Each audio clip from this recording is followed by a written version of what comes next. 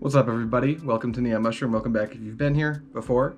I'm Adrian, and just really quickly before we get into the gameplay itself, for those of you who don't know, because maybe you can't read or don't read the thumbnails that you're clicking on YouTube, seems weird, but I'm sure you're out there. This is going to be a Commander/EDH gameplay video. Before that, I wanted to thank all of the previous and new subscribers for just interacting with the channel as much as you have been. We've experienced a little bit of growth in the recent month, and both Calvin and myself certainly appreciate it, and it's just nice to see everyone enjoying the content we're putting out. So just thank you. Just genuinely, that's awesome. We appreciate it, and we hope you're looking forward to more. And then the other thing is, this video was, just be warned, it's long. It's a bit grindy. The power level came down a little bit. I know the previous videos we've uploaded were a little bit higher on the power level scale. For this one, we thought we'd bring it back, but that also equals longer games and honestly some really interesting interactions as well, so hopefully you guys are into that. That said, I won't waste any more of your time here in the intro. Let's go take a look at who's playing, what decks they're playing, and what opening hands they've decided to keep. Alright, first up, I'll be playing Gavi. I'll keep a 7-card hand with a Tectonic Reformation, Migratory Route, a Vidalcan Aethermage, Steam Vents, Teferi's Ageless Insight, Astral Slide, and a Battlefield Forge. Then we have Ajdin playing Guy's Mogis God of Slaughter deck. He also keeps 7 cards with Knight's Whisper, Palace Siege, Necropotence, Fellowar Stone, Bloodstained Mire, Swamp, and a Cabal Coffers. Then we have Calvin playing Jake's Alela Artful Provocateur deck. He keeps a 7-card hand with Grand Architect, Cruel Celebrant, Teysa Karlov, Swamp, Reflecting Pool, an Island, and an Ancient Tomb. And then we have Guy playing his Kadena build, and he is the 4th person to keep a 7-card hand. He keeps Swamp, Underground River, Zagoth Triome, Golgari Signet, Bajuka Bog, Ice Feather Aven, and a Teferi Mage of Zephyr. I win the die roll, so I want to start by drawing and playing Steam Vents tapped, passing over to Ajdin, who will draw and play a basic Swamp as his land for turn. With nothing else, we'll move over to Calvin, who draws his card and drops a basic Swamp of his own, and then we'll pass to Guy, who's going to draw and play Zagoth Triome tapped, passing for the 2nd turn cycle. I'm going to draw my card for turn, then I'll go ahead and drop Battlefield Forge as my land for turn. Before passing to Ajdin, I'll cast Tectonic Reformation, and we'll move to Ajdin's draw step. He'll play Bloodstained Mire, immediately fetching, losing a life going to 39, and getting a Badlands. After he does so, he's going to tap out, and he's going to play Fellowar Stone. After that, he's got nothing else, so we'll pass the turn over to Calvin. Calvin will draw a card and play Tundra as his land for turn, then I'll tap 2 for Cruel Celebrant, and with nothing else he passes the turn to Guy, who will untap, draw a card for turn, play a basic Swamp, and then he'll tap 2 for a Rock of his own and Golgari Signet. He'll pass the turn to me. I'm going to drop Sulphur Falls on tap because of my Steam Vents, and pass the turn over to Ajdin, who draws, plays another fetch land, this one's Polluted Delta. He'll immediately fetch again, dropping to 38 for a basic Swamp. After that point, he's going to tap all of his available mana and cast Mogis God of Slaughter. Mind you, that's going to trigger on everyone's upkeep, so when Calvin untaps, he's going to take 2 instead of sacking a creature. He'll play a basic Island as his land for turn, and tap out for Grand Architect. Then he's going to go ahead and attack Ajdin for 1 damage with his Cruel Celebrant, and he will pass the turn over to Guy. He's going to untap and draw his card for turn, then he'll play Darkwater Catacombs as his land for turn. He's going to tap out and play Kadena, Slinking Sorcerer. I have a response. I want to land cycle my Migratory Route, so I'll search my library for a basic Plains and add it to my hand. Then Guy will morph off of his Kadena, and we're going to move over to my turn. I'll take 2 off of the Mogis trigger, play that Plains that I cycled for last turn, and then I'm going to tap out all of my mana and play Teferi's Ageless Insight. With nothing else, I'll pass the turn over to Ajdin, who will untap and draw his card for turn. He'll play Cabal Coffers as his land for turn, then he's going to tap for some mana. He'll actually tap out for a total of 5, and he'll play Palace Siege. Choosing Dragon. On Calvin's upkeep, he'll take 2 from the Mogis, he'll draw a card for turn, and then he'll play Exotic Orchard as his land for turn. After that, he's going to tap for 4 mana, and he'll play Alela Artful Provocateur. We're gonna attack you. How much? 2. Just 2 total? 2 damage? Your deck sucks ass, dude. Your deck sucks ass, dude. With nothing else, we'll pass to Guy's turn, who takes 2, draws a card, plays a basic Island as his land for turn, and then morphs for free per his commander's ability. Then he's going to head into combat, he's going to attack me for 3 commander damage, and Ajdin for a total of 2. With no blockers available, we'll take all of the damage, and with nothing else, we'll move to my turn. I'll take 2 on my upkeep, draw a card, and play Exotic Orchard as my land for turn. Then I'll tap out for Gavi, and per her first ability, I'll cycle for free. Then I'll draw 2 cards off of Teferi's Ageless Insight, making a token off of her second ability. With nothing else, we'll pass the turn over to Ajdin. Ajdin gets his first Palace Siege trigger, draining us all for 2, and gaining 2 life. Then he'll play Thespian Stage as his land for turn, tapping 5 mana, and he plays Exquisite Blood. Before he can pass the turn, Guy's going to tap for 5 mana and flash into Fury, and I do have a response. I will cycle for free my Radiant Judgment per Gavi. I'll draw 2 cards because of the Insight and make a token. After that point, the Teferi will enter the battlefield. I'll put that in the bin. Guy will morph for free, and then we'll move over to Calvin's turn. Calvin's going to lose 2 to the Mogis, and keep in mind that every time this happens, as long as Exquisite Blood is in play, Ajdin will gain life. Calvin plays Ancient Tomb, tapping it, losing 2, making 6 with the Grand Architect and playing Mycosynth Lattice. This will trigger Alela, he'll make a token, then he's going to tap 4 and play Sorin, Solemn Visitor. He'll tick the Sorin up and get into the red zone with the Cruel Celebrant, gaining 2 and dealing 2 to Ajdin. After that point, Guy will flash in a Morph creature, and I do have a response. I'm going to cycle Irrigated Farmland, using the Gavi to make a token, and using the Insight to draw 2 cards. After that, Guy's Morph enters the battlefield, so he draws a card off of Kadena and moves to his turn, taking 2, and Ajdin will gain 2. Guy plays Island as land for turn, and then he morphs for free, drawing a card. After that, Guy's going to go to combat and attack Ajdin for a grand total of 14. With no blocks, we move to end step. I will free cycle Slice and Dice, not dealing a damage to everything, triggering all my permanents, and then we'll move to my turn. I will sacrifice one of my tokens to Mogis, draw a card for turn, and then I'll play an Island as my land for turn. I'll try to cast Astral Slide. Guy thinks he needs to respond, so he's going to tap some mana and morph face up in Ice Feather Aven to bounce my Gavi. In response, I'll free cycle Smoldering Crater, triggering all my permanents. I'll draw 2 cards and I'll make a token off of Gavi. After that point, I don't have any further responses, so we will bounce the Gavi to my hand, and then the Astral Slide will resolve. I'll tap 2 and cast Talisman of Conviction. I'll try to go to end step. Guy has a response. He'd like to morph. And with nothing else, I'll go to discard and discard 2 cards, passing the turn over to Ajdin. Ajdin's going to gain a pretty sweet amount of value due to his Exquisite Blood and his Palace Siege. Then I'll draw a card and tap for 5 mana to cast Fraying Omnipotence. We have some responses. I'm going to start by tapping for 1 blue and cycling Censor. That's going to trigger a few things, including my Astral Slide. I'll use that to bounce out one of Guy's Morph creatures. This works, and then I am going to draw a grand total of 2 cards off of the Teferi's Ageless Insight. After that, I'm not done quite yet. I'm going to lose a life so I can tap my Talisman of Conviction for a red, and I will cycle a Sacred Foundry using my Tectonic Reformation. That'll trigger Slide, and I will draw 2 cards off of Teferi's Ageless Insight, bouncing out another one of Guy's Morph creatures. After that, I will draw my 2 cards off of Teferi's Ageless Insight. After that, no one has any additional responses, so we're going to move to resolve all of Fraying Omnipotence. We're going to sacrifice half of our creatures, rounded up, lose half of our life totals, rounded up, and then discard half of our hands, rounded up. After all that, the Exquisite Blood's going to see how much life all of Ajdin's opponents lost, and he'll go up to 60. With nothing else, Guy's creatures will re-enter at end step due to Astral Slide, and we'll move to Calvin's turn.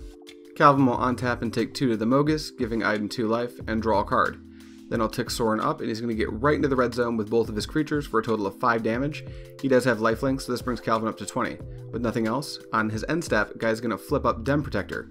That's going to trigger Megamorph, get a +1/+1 counter, and he'll buy back the Ice Feather Aven from his graveyard. With no additional actions, we're going to move to Guy's turn. Mogis triggers on Guy's upkeep. He decides to take the damage and let him gain the life. Guy will then morph a card face down. After that point, Guy's going to decide it's time to get into the red zone, and he's going to attack Ajdin with all of his available attackers, dealing a total of 18 damage. Ajdin takes the damage, then Guy's going to cast Scroll of Fate, and he'll play Opulent Palace tapped as his land for turn. He'll pass the turn to me. I'll lose 2 to the Mogis trigger, draw a card, and play Hall of Heliod's Generosity as my land for turn. Then I decide it's time to tap for some mana. It'll be a total of 4. I'll play Sacred Excavation. I will use that to buy back Clear and Censor from my graveyard. With nothing else, I try to pass the turn. Guy has an action though. He's going to tap that Scroll of Fate to try to activate it. I respond to the activation, and I'm going to tap for some mana, and I'm going to cycle Censor. When I cycle Censor, I'm going to get a Drift trigger, and I'll draw 2 off of Teferi's Ageless Insight. I'll use that to bounce out Guy's Morph creature, which is an Ice Feather Aven, and then I'm going to draw 2 cards. After all of that resolves, the Scroll of Fate resolves, and then he's going to get that Morph creature, triggering Kadena, and I'll draw a card. With nothing else, we'll move over to Ajdin's turn. On Ajdin's turn, he's going to get that insane value from Palace Siege and Exquisite Blood again, draw a card, and play a basic swamp as his land for turn. Then he's going to start counting out some mana because he wants to activate his Cabal Coffers. He's going to add 4 black to his pool and use 2 of it to cast Night's Whisper, losing 2 life and drawing 2 cards. After that, he's going to tap the rest of his mana with the intention to use all of it. He'll start by casting Bottomless Pit, and then he's going to cast Necropotence. No one has any responses, so both of these cards resolve. That leaves him with Mogis turned on, so he'll attack Guy, who will block with his face-down Morph creature. Ajdin's going to move to his second main phase, and he's going to necro for a grand total of 7, losing 7 life. Now I'm going to make an illegal play here. It turns out to not be such a big deal, but we will talk about it at the end of the game. I will cast Clear at instant speed, destroying Exquisite Blood. No one notices the problem, so that all resolves. And at end step, Guy's creature will re-enter the battlefield. With nothing else, we're going to move to Calvin's turn. These upkeep triggers are really starting to build up, as Calvin's going to lose 2 to Mogis, and then to Bottomless Pit he will discard a card at random. It's unfortunately Teferi's Protection. After that he's going to draw a card, and he's going to decide it's time to get into the red zone and attack Ajdin with his Alela. With no blockers, Calvin's going to emblem that Sorin, meaning all of his opponents have to sack a creature on their upkeep, speaking of upkeep triggers, and then we move to Guy's turn. Guy has a bunch of triggers on his upkeep after untapping. He'll start by responding with a Scroll of Fate. This triggers Kadena and he'll draw a card. Then he'll morph a card for free with Kadena, which triggers Kadena and he'll draw a card. Now we're going to do the discard first, so we're going to do it randomly. I'm going to flip a coin and it's going to wind up being Guy's Guardian Project, which kind of sucks. It probably would have helped him. Then he's going to sacrifice a creature to Mogis, and he'll sacrifice another creature to the Sorin emblem. Guy will then draw his card for turn and move to his first main phase. He'll play Lmao Waste upside down as his land for turn, and then he's going to go into combat and attack Ajdin again for a grand total of 18 damage. With nothing else, he'll pass the turn to me. Now I have a few triggers to resolve on my upkeep. We'll start by sacking a creature to Sorin's emblem, and then we will sack another creature to Mogis. Then it's time for me to discard a card at random to Bottomless Pit, so I'm going to assign each card with a die, and then I'm going to roll another die. It's going to be 2, which means I discard Decree of Annihilation. After that point, I'm going to pick up all my cards and draw a card for turn. Then we're going to tap for some mana. This time it's going to be 7 because I want to cast Gavi out of my command zone and pay her commander tax. Once I've done that, Guy's going to try to put a card face down. I do have a response. I'm going to cycle Astral Drift for free, triggering Astral Drift, Astral Slide, Gavi, and I'll draw 2 cards off of Teferi's Aegis Insight. I'll exile Guy's Teferi, and then I'll exile Guy's Kadena off of the Astral Drift, draw 2 cards, and then I'm going to go ahead and put a token into play. Guy's creatures won't be re-entering until Ajdin's end step because I exiled them at end step. Ajdin's going to trigger Palace Siege and Bottomless Pit. He'll be discarding a Read the Bones to the Bottomless Pit. He'll draw a card and play Nykthos Shrine to Nyx, and remember he has to sack Mogis to Calvin's emblem. Ajdin's going to make a pretty sweet big mana play here. He's going to activate that Nykthos for a total of 7 black mana, then I'll activate Cabal Coffers for a total of 4, and then he's going to tap for 2 more, tapping out to cast Rolling Earthquake for a grand total of 11. That will kill Guy, so he has a response. He'll flip up Void Mage Apprentice, countering it. At this point, Ajdin wants to activate the Necro. He's going to Necro for a grand total of 3 since he doesn't have that Exquisite Blood. And then as end step, I'm going to cycle Sweltering Suns, triggering all of my permanents, drawing 2 cards, and then the Astral Slide will slide out Guy's token. He has a response. He's actually going to flip up a Kadena Silencer to counter the Astral Slide trigger, so he gets the counter via Megamorph. After all of that, we're going to move over to Calvin's turn, and it's going to start with the Bottomless Pit trigger, so we're going to randomly have him discard a card. Then I'll draw a card for turn, and he's going to tap for some mana, and he will play Teysa Karlov. With that on the stack, I have a response. I'll cycle Secluded Step, triggering all of my permanents, and I will slide out the Alela with the Teysa Karlov on the stack. All of this resolves, so I'll draw 2 cards, and then that Teysa Karlov will enter the battlefield. Calvin will play City of Brass as his land for turn, get into the red zone at Ajdin with his Grand Architect, and at end step, his commander will re-enter the battlefield. Guy will untap, and I have some responses to his triggers. I'm going to get my free cycle in, that's going to be for Rescind. I'll make my token, I'll slide out his Teferi, and then I'll draw 2 cards. After that, he'll have to sacrifice a creature to Calvin's emblem. He has no cards in hand, so he can't discard a card at random, then he draws a card. After drawing, he'll activate Scroll of Fate to manifest that card face down. This will trigger Kadena, he'll draw another card. After that, we're going to head into combat, and he will attack Ajdin for a total of 9 damage. The Teferi will re-enter. At end step, I will cycle Desert of the True per Tectonic Reformation, trigger all of my permanents. I'm going to slide out that Teferi, I'm going to make a token, and I'm going to draw 2 cards. After picking my cards up, no one else has any actions, so we're going to move over to my turn. I'll untap all of my permanents, and we'll go to my upkeep. On my upkeep, I'm going to sack a creature to Calvin's emblem, and then we're going to go to random discard. I have a ton of cards, so I'll let Calvin pick, and he winds up choosing Arcane Signet. Then I'll draw my card for turn, and I'm going to play Basic Island as my land for turn. After that, I'll meticulously count out a grand total of 4 mana and play Teferi, Master of Time. I'll immediately tick it up, and because of Teferi's Aegis Insight, which is a flavor win, I'll draw 2 cards and discard 1. After that, that'll make a token off of Gavi. I'll tap 2 to play Containment Priest, which has some hard synergy with the Astral Slide. Then I'll cycle Shredded Sails for free, triggering all my permanents, and I will infinitely exile Guy's Kadena, but instead he rezones it to the command zone. After that, we're going to go into combat. One of my tokens is summoning 6, so I'll attack Ajdin for a total of 8 with 4 2/2s. With nothing else, I'm going to move to discard, and we'll pass the turn over to Ajdin. On Ajdin's upkeep, we'll trigger Bottomless Pit and Palace Siege. He'll randomly discard a card. This time it's going to be a basic swamp, and then he's going to draw for turn and play a basic swamp as his land for turn. After that, he's going to activate Nykthos, floating a whole bunch of mana, and I'll play Rakdos Signet. That resolves, so we'll play Meekstone, followed by Infernal Darkness. Now I have some responses to the Infernal Darkness. I will tick my Teferi up at instant speed, and I'm going to use it to draw 2 cards per Teferi's Aegis Insight, making 2 tokens off of Gavi. After that, I'll discard a card, and then I will cycle Prairie Stream as my first free cycle for turn, exiling Gaia's Manifest token. This is going to have me drawing 2 cards off of Teferi's Aegis Insight. After that, I have no further responses, so the Infernal Darkness hits the battlefield, and then Ajdin's going to continue his turn by tapping for a total of 6 mana, and he's going to cast Mogis out of his command zone, paying the commander tax. After that, Ajdin decides it's all done, so we move to Calvin's turn, and he is going to wind up sacrificing a creature to that Mogis trigger. It'll be the Grand Architect, then he'll draw a card for turn, skipping discard because he had no hand. He'll tap for some mana, and he will play Lightning Greaves. Everyone at the table kind of chuckles because it's a little late in the game for this.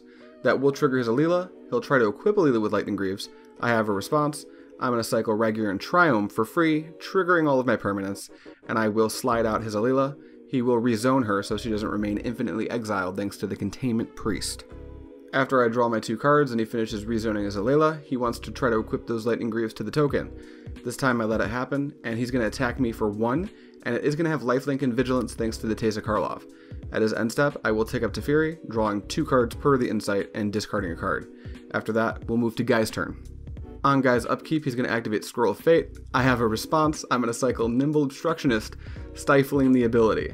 At that point, I'll trigger all my permanents, make a token. I'm going to go ahead and exile that Mogis, so Ajdin does have to rezone it if he doesn't want it to remain exiled indefinitely. And then I will draw my 2 cards. Guy's going to sacrifice a creature to Calvin's trigger. He's going to sacrifice another creature to that Mogis trigger that was left on the stack. He'll draw a card, and he'll attack me for 6. I decide to block it with everything, and Guy will choose to assign all of the combat damage to Gavi, killing my commander. This will also kill the Sagu Mauler, and Guy will try to pass the turn to me. I have a response. I'm going to take that Teferi up again, drawing 2 off of Teferi's Aegis Insight, and discarding a card. Now I do wind up missing my triggers here on upkeep. Mind you, we're actually like an hour and a half into the game in real time here. You guys can't see that because of the movie magic, but we are pretty exhausted by this point. I'm going to go ahead and draw a card and play a basic Plains as my land for turn. I'll head into combat, swinging 8 at both Ajdin and Guy, killing them both. Then I'll cast an Escape Protocol, and then I'm going to tap for a grand total of 3 more mana to cast Priest of Urabrask. I'm going to try to cycle Desert the Fervent and leave 1 red floating. When you cycle Desert the Fervent, this is going to trigger and Astral Slide is going to trigger, right? Yes. You're going to order it so that the Astral Slide will resolve first, targeting Containment Priest. It will be exiled until end of turn. Until you go to. Whereas Escape Protocol will resolve second, targeting the Priest, which will simply flicker. He flickers, I generate 3 mana, and because of Teferi's Aegis Insight, I'm going to draw 2 cards. Yep. Does that make sense? Yep. He has another 3 mana in his mana pool, which lets him do I'm gonna actually shortcut this. I'm gonna use, it's not even a shortcut, I'm gonna use 2 of the red to play Draft Stinger. Whenever I cycle a card, everyone's gonna take 1 but me. Alright. So now you've spent 2 of the mana, you're down to 1 floating, and you have... And you're at 11? I am at 11. Please cycle 11 cards. Now, as you heard Calvin and I start to explain, I'm functionally gonna go infinite here, and I'll kind of explain it in a little bit more detail here. What's happening right now is I'm trying to establish a loop, which does work. It's actually both deterministic and infinite at this point, and I'll do my best to explain that here. I have a Tectonic Reformation, a Teferi's Aegis Insight, and an Escape Protocol, along with a creature that generates mana when it enters the battlefield. Now because of this, I'm going to be able to cycle every land I draw for 1 red mana, and I will be able to use another red mana to basically flicker in and out my Priest of Urabrask, due to my Escape Protocol. Now because of this, every time I cycle a land, I will effectively go up 1 red mana. I also have a ton of mana untapped. I play Elixir of Immortality in this deck, so what's going to happen is every time I repeat the loop of Flicker Priest of Urabrask when I cycle, that's going to trigger the Drannith Stinger because I cycled, dealing a damage to Calvin. Eventually we're going to draw through our deck, and in this game we actually find a Fluctuator. We don't need it, but we do cast it because we basically generate infinite mana. We find our Elixir of Immortality, and we start to shuffle our deck and our library together, and we continue the process, generating infinite mana. Now, the one thing a lot of players may have noticed that are maybe more advanced at the game, maybe you have things like this come up a little more often, that I didn't even notice when I first built the deck, is that I can technically kill myself. It's actually not infinite by itself. I play a card called Rescind, and I have to do this because if my elixir at any point is the bottom card of my library, and I'm drawing 2 cards every time I cycle, and my library size is an odd number, what winds up happening is I will deck myself, and I will lose the game due to trying to draw a card and not having a card to draw. Because of this, what I will do is I will use my Rescind, because Rescind can't be the bottom card of my library if it's Elixir, to bounce Teferi's Aegis Insight to my hand, and then I will be able to gain access to my Elixir of Immortality without drawing my whole deck, and I can continue to feed the loop this way. That said, I'm just demonstrating it to Calvin. For the sake of the game, we'll say I dealt 10 million trillion billion damage to him, but I do wind up winning the game by going infinite. In the words of Calvin Traeger, let's talk about it, starting with the Alela Artful Provocateur deck, the one piloted by Calvin Traeger himself, because it probably had the least amount of impact on the game's outcome. And there's a few reasons for that.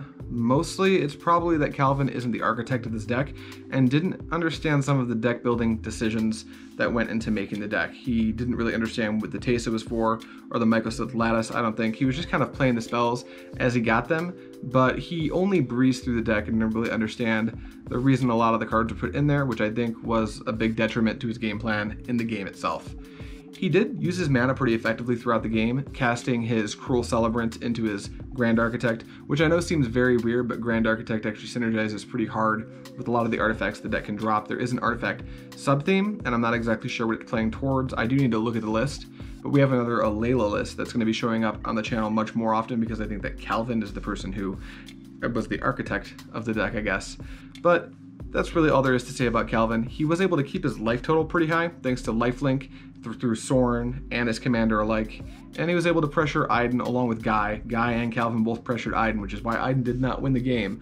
But other than that, Calvin didn't do a whole lot in that game, especially compared to both Guy and myself, so we'll put him to the side for a moment, and I'd like to talk about Guy and his Kadena Slinking Sorcerer deck. The deck's insane, especially considering it has a budget cap of $200. What that deck can achieve is absolutely absurd. Between Guy and I, we both took entire turns at the end of our opponent's turns, and that's because both of our commanders are crazy. Kadena allows you to play morph creatures once per turn for free, and when a face-down creature enters the battlefield under your control, you can draw a card. Guy had a Teferi, which means he could do this on everybody's turn, meaning he drew a ton of cards. He did a very good job pressuring Ajdin, and the Guy is probably one of the biggest reasons that I was able to win the game, because I think I may have died if Ajdin hadn't been put to a life total low enough where I was able to kill him in combat, potentially. I'm not sure what he had in his hand, and that maybe that's true, maybe it's not, because technically at the end of the game I did go infinite, but because of the amount of pressure Guy was able to apply, there was no pressure on me, so I guess that was a good thing too. Unfortunately, this was a very bad pod for a creature-based deck. It was not friendly. There were a ton of pseudo board waifs like Fraying Omnipotence, and every upkeep everyone had to like sack 1 or 2 creatures and start to discard cards. So the value Guy was able to accrue based on what his deck's game plan is just didn't end up being enough, unfortunately, and that's why he was not a winner of this game. Moving over to Ajdin. I think Ajdin's deck was probably the most powerful one, especially out of the gate, which is why he died so soon. Usually when you come out of the gate as hard as Ajdin did, the other 3 players go, okay, we gotta kill him, right? And then everyone's like, yeah, we gotta kill this guy. He started off by just playing his rock and then playing his Mogis, and that started the loop of symmetrical hate towards all of us. Then when he played his, what was the next spell he played? Palace Siege, followed by Exquisite Blood, and then Fraying Omnipotence. That basically killed Ajdin on its own, because all 3 of us decided, you need to die, Ajdin, because what you're doing is so unbelievably powerful, and it's affecting us all in the same way that we can't keep playing the game. If we weren't able to close that game out in the way that we did in the last turns, Ajdin would have won the game. I got really lucky. People didn't notice how dangerous I was until it was a little bit too late, which is a good way to segue into me and the Gavi deck. I'm not going to talk too much about the Gavi deck. I think it was all explained at the end of the video. I do want to break down a little bit of the error that I was talking about in-game. The first one comes from the casting of Clear on Ajdin's end step to destroy the Exquisite Blood. First thing, why did I do this? Because I could have just done it on my main phase. Well, that was because I didn't know that he was going to play Necropotence, and I didn't mind Ajdin pulling a little bit ahead of everybody in life total because of the Exquisite Blood. So I ended up casting it because Exquisite Blood plus Necropotence means you can just draw your whole deck and there's nothing anybody can do about it. The problem was Teferi, Mage of Zafir, was in play, which means I can only play at sorcery speed, The fix for this would be to cycle the land I had in my hand to use my Astral Slide to blink the Teferi. I could have done that. We didn't see it because we were all pretty tired by this point. We didn't do that. Another thing I could have done is just waited, because he would have been at like maybe 2, 4, 6, 8 more life, I think. And I could have just done it on my main phase. Either way would have been fine. This was a technical misplay, although it didn't really affect the outcome of the game.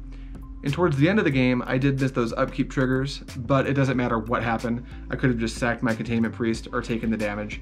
None of it really mattered. I won the game that turn. But again, we were very tired by this point, and I think our way to fix this in the future, because sometimes we don't have these mistakes at the end of the game, and sometimes it's the end of a recording session. It's the last game, we're an hour and a half in, and we're just all completely fried.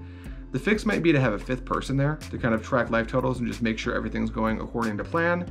And that's something we're looking into, so keep that in mind.